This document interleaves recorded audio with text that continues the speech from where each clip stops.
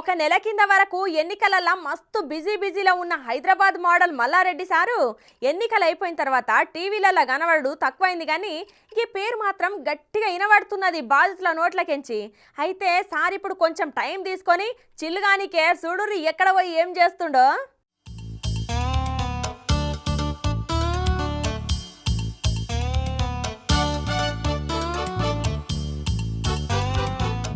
మాజీ మంత్రి మల్లన్న ఏం చేసినా ఇచ్చంత్రమే పోర్రి. పాలమ్మి పూలమ్మి కాలేజీలు నడిపి సక్సెస్ అయినా అని చెప్పుకునే మల్లన్న మొన్న బీఆర్ఎస్ పార్టీ ఓడిపోయి కాంగ్రెస్ పార్టీ అధికారంలోకి వచ్చుడుతోనే చల్లగా ఈ గొట్టాల ముంగట కూడా అవుపిస్తలేడు.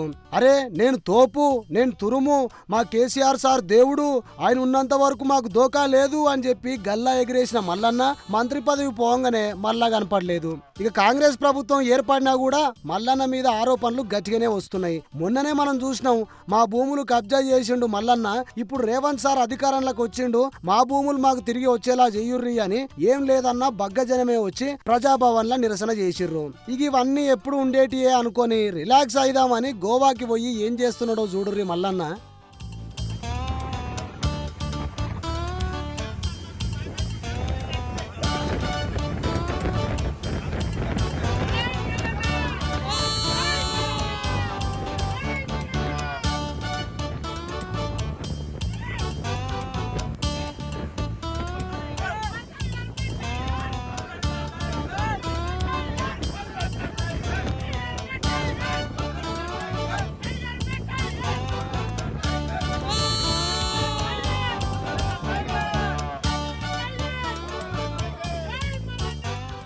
ఓఫో, సముద్రంలో పడవ నడుపుకుంటా ఎంజాయ్ చేస్తున్నాడు మల్లన్న.